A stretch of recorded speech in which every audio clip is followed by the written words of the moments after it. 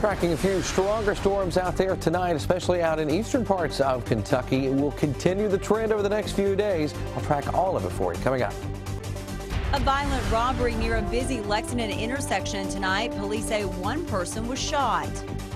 Should a statue of Kentucky native and Confederate President Jefferson Davis get the boot from the state capitol? A new WKYT Herald Leader Bluegrass poll tells us what the state's voters think. Tracking, alerting, protecting. WKYT News starts now with First Alert Weather. Good evening to you. Tonight, rounds of strong and severe storms have drenched parts of the bluegrass, and we're tracking the threat for flash flooding. And here's what it looked like earlier. Brandon sent us this eyewitness picture of lightning over Montgomery County. We begin tonight with meteorologist Jim Caldwell. He shows us what he's tracking right now. Hey, Jim. I'll tell you what, we were seeing that lightning here in Lexington. Didn't have the first drop of rain here on our particular corner of the county. Very small sliver of Fayette County got in on that, but we watched that lightning from a distance for a while. Now those thunderstorms are starting to weaken considerably compared to where they were a little bit earlier. We're looking now on Defender, and you can see some of those thunderstorms still going out to our east, still with plenty of lightning as well as they continue. The main issue left behind from them now at this point are some flash flood warnings that have been issued for the folks across parts of Bourbon County until 12:30. Now most of the rain's clearing out of there though, and up until 1 o'clock in the morning for the folks across Bath and Montgomery counties. And there's even another warning attached to this now that goes out to the 1:30 in the morning as well in southern sections of Bath County. And just a few minutes ago, right before I got on here, warning canceled early for the folks in Rowan County, so I couldn't get that adjusted for you, but that one is gone. We're watching now on Defender with an animation.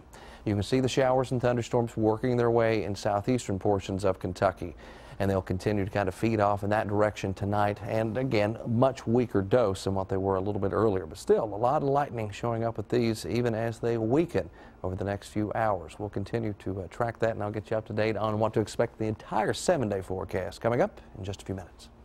Jim, thank you. These storms did cause some damage in parts of central Kentucky tonight. People living in a home on Shoemore Drive in Mount Sterling say strong winds caused some exterior damage to the home and brought down some trees nearby. No injuries were reported.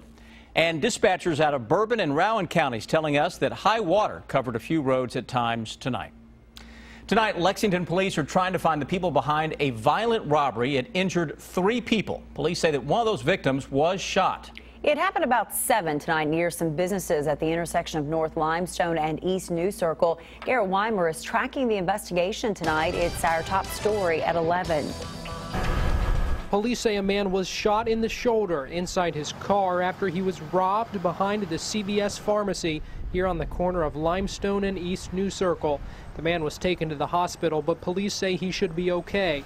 2 other people suffered minor injuries during the robbery. I'm not clear on the relationship between the suspects and victims at the time. Again, that's something that's probably going to come out in the investigation once investigators get to talk to all parties involved. Police say witnesses described the shooting suspect as a black man in his late teens or early 20s with short black hair and wearing all black.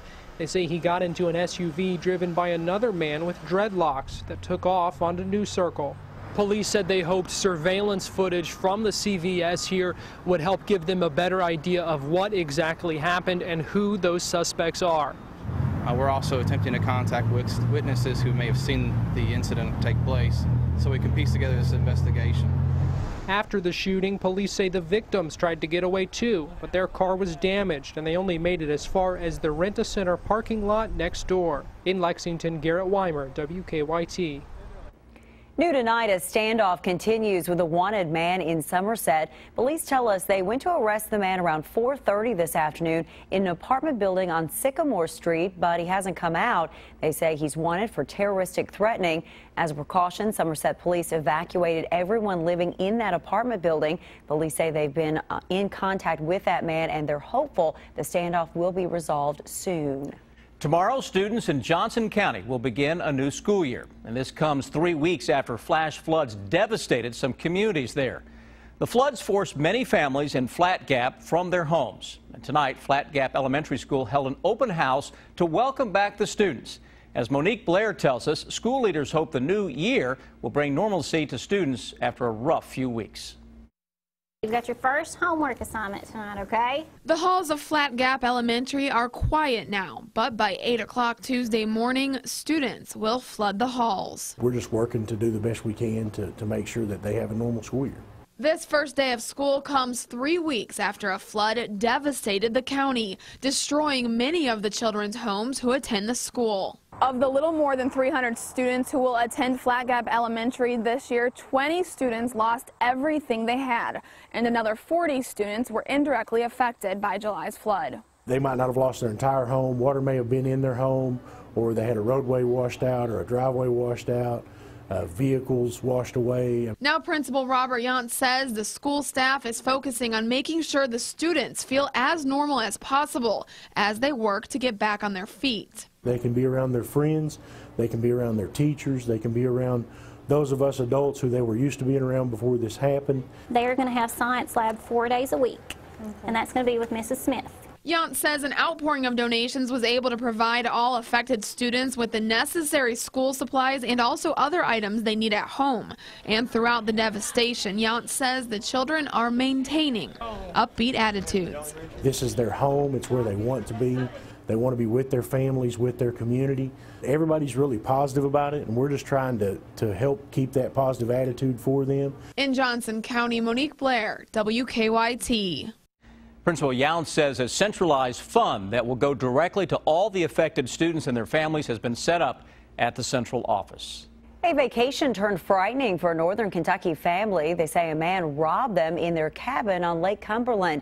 It happened early Sunday morning at a cabin in Wayne County. Carl Mays says the robber got in through an unlocked door, then attacked and tied up his sister in a bedroom.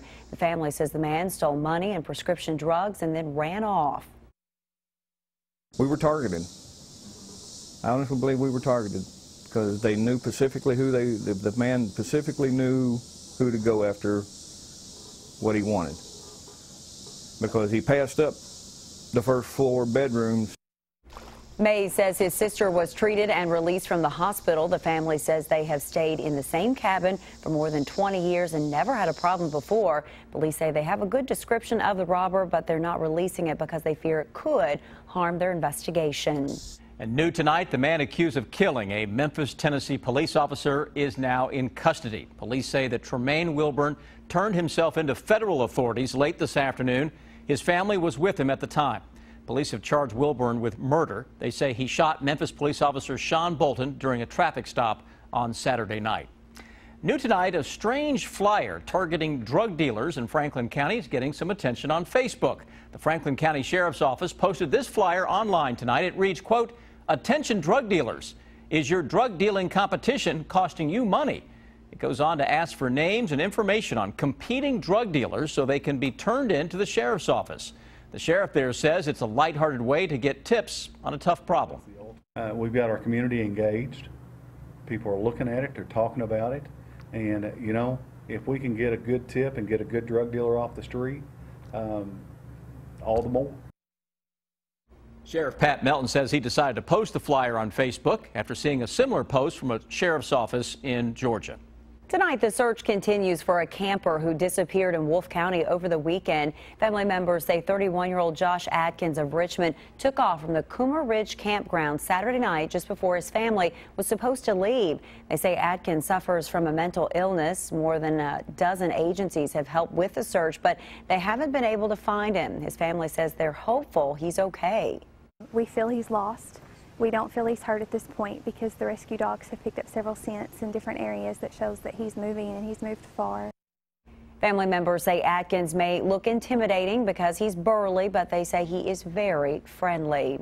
Kentuckians seem divided over county clerks refusing to issue marriage licenses. After the Supreme Court legalized same-sex marriages, some clerks stopped issuing marriage licenses, citing their religious beliefs. A new WKYT Herald Leader Bluegrass poll found 36% of likely voters think those clerks are right to refuse.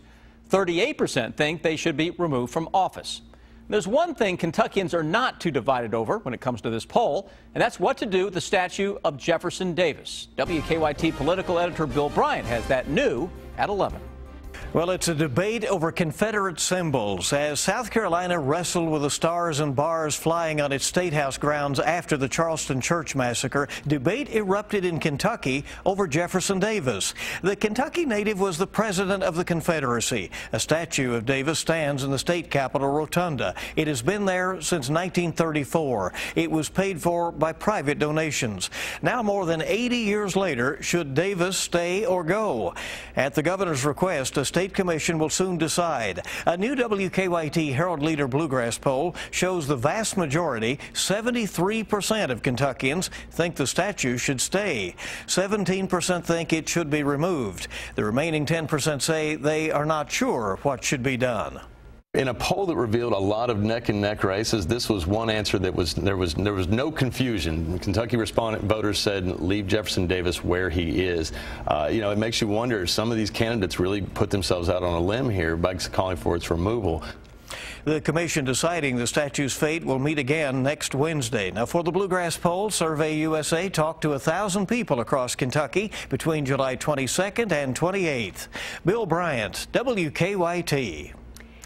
A freak accident at a Kansas baseball game. Investigators say a 9-year-old bat boy died after being hit by a practice swing over the weekend. They say Kaiser Carley was trying to retrieve a bat near the on-deck circle at the time. He was the bat boy for the liberal Kansas BJs. The team was competing in the National Baseball Congress World Series at the time. Players say that they are devastated. Kaiser will always hold a special place in my heart. I'll never step on a field and not think of him. Investigators say Kaiser was wearing a helmet when he was hit. The National Baseball Congress has suspended the use of bat boys and bat girls since that accident. New tonight, authorities say 2 people were killed in New Hampshire when a storm caused a circus tent to collapse. They say at least 15 others were injured. It happened at the Lancaster Fairgrounds north of Concord. Police say a circus performance was going on at the time of the collapse. A man accused of killing another man in Jessamine County last week faced a judge today. Thomas Carson pled not guilty to murder. The judge set a preliminary hearing in the case for next Monday. Last Friday, police say witnesses told them Carson attacked Shane Washington with an axe outside Carson's home on Hartley Drive. Police say the 2 men were in a fight before Washington was killed. New tonight, Lee County Circuit Court Clerk Emma Adams has been suspended as an investigation into possible official misconduct continues. The Kentucky Administrative Office of the Courts started the investigation. For now, the Owsley County Circuit Court Clerk will serve as a special clerk in Lee County. Details of the investigation have not been released.